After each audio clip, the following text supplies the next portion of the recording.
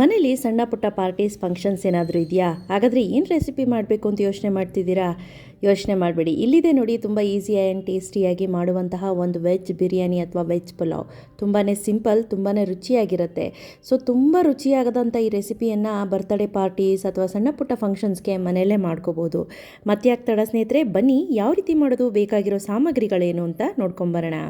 ಮೊದಲನೇದಾಗಿ ಒಂದು ಕುಕ್ಕರನ್ನು ತೆಗೆದುಕೊಂಡು ಅದಕ್ಕೆ ಸುಮಾರು 2 ಟೇಬಲ್ ಸ್ಪೂನಷ್ಟು ಎಣ್ಣೆ, 2 ಟೇಬಲ್ ಸ್ಪೂನಷ್ಟು ಬೆಣ್ಣೆ ಹಾಕೋದ್ರಿಂದ ರುಚಿ ತುಂಬ ಚೆನ್ನಾಗಿರುತ್ತೆ. ಈಗ ಬೆಣ್ಣೆ ಕರಗ್ತಿದ್ದಾಗೇ ಪಲಾವ್ ಎಲೆ, ಆನಂತರ ಕಲ್ಲು ಅಂತ ಸಿಗುತ್ತೆ ನೋಡಿ, ಅದು ಹಾಕ್ಕೊಳ್ಳಿ.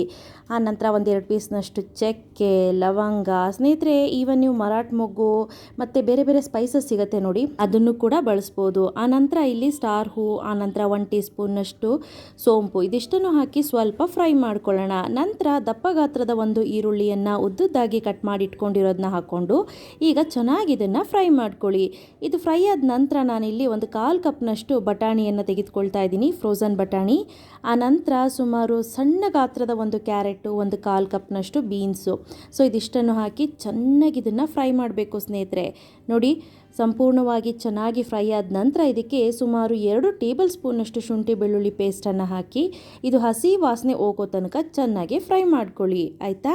ಎಸ್, ಈಗ ಎಲ್ಲ ಚೆನ್ನಾಗಾಗಿದೆ ಅಲ್ವಾ? ನೆಕ್ಸ್ಟ್ ಏನು ಮಾಡೋಣ, ಒಂದು ಟೊಮೆಟೋನ ಸಣ್ಣದಾಗಿ ಕಟ್ ಮಾಡಿರುವಂಥದ್ದನ್ನ ಹಾಕ್ಕೊಳ್ತಾ ಇದ್ದೀನಿ. ಟೊಮೆಟೊ ಹಾಕೋದ್ರಿಂದ ಟೇಸ್ಟ್ ಚೆನ್ನಾಗಿರುತ್ತೆ ಅಂಥೇಳಿ. ಆ ನಂತರ ಇಲ್ಲಿ ಸುಮಾರು ಒಂದು 4-5 ಹಸಿರು ಮೆಣಸಿನ್ಕಾಯನ್ನು ಹಾಗೆ ಡೈರೆಕ್ಟಾಗಿ ಹಾಕ್ಕೊಳ್ತಾ ಇದ್ದೀನಿ. ಸೊ ಇದು ಸ್ವಲ್ಪ ಖಾರ ಇದೆ, ನೀವು ನೋಡಿಕೊಂಡು ನಿಮ್ಮ ಖಾರಕ್ಕನುಗುಣವಾಗಿ ನೀವು ಹಾಕ್ಕೊಂಡ್ರೆ ಆಯಿತು. ಈಗ ಇದಕ್ಕೆ ಶಾಹಿ ಬಿರಿಯಾನಿ ಮಸಾಲ ಏನಿದೆ ಅದು ಸುಮಾರು 2 ಟೇಬಲ್ ಸ್ಪೂನ್ನಷ್ಟು ನಾನಿಲ್ಲಿ ಹಾಕ್ಕೊಳ್ತಾ ಇದ್ದೀನಿ.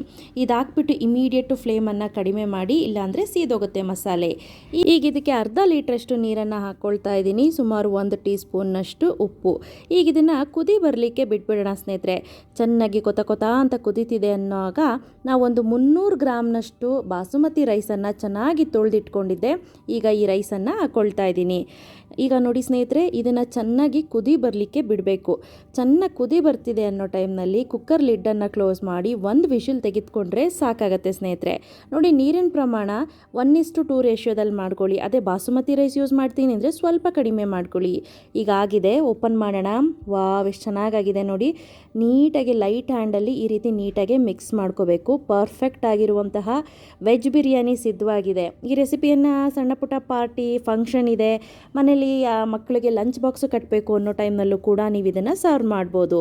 ಈಗ ನಾನಿಲ್ಲಿ ಸರ್ವ್ ಮಾಡ್ತಾ ಇದ್ದೀನಿ. ನೋಡಿದ್ರಿ ಅಲ್ವಾ ಸ್ನೇಹಿತರೆ, ಯಾವ ರೀತಿ ತುಂಬ ಸಿಂಪಲ್ಲಾಗಿ ವೆಜ್ ಬಿರಿಯಾನಿ ಮಾಡೋದು ಅಂತ. ಇವತ್ತಿನ ನನ್ನ ವಿಡಿಯೋ ನಿಮಗೆಲ್ಲರಿಗೂ ಇಷ್ಟ ಆಗಿದೆ ಅಂತ ಅಂದ್ಕೊಳ್ತೀನಿ.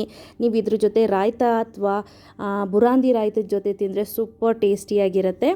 ಸೊ ಗೊತ್ತಲ್ವಾ, ನೀವಿನ್ನೂ ನನ್ನ ಚಾನಲ್ನ ಸಬ್ಸ್ಕ್ರೈಬ್ ಆಗಿಲ್ಲ, ಫಾಲೋ ಮಾಡಿಲ್ಲ ಅಂದರೆ ಫಾಲೋ ಮಾಡೋದನ್ನ ಮರಿಬೇಡಿ.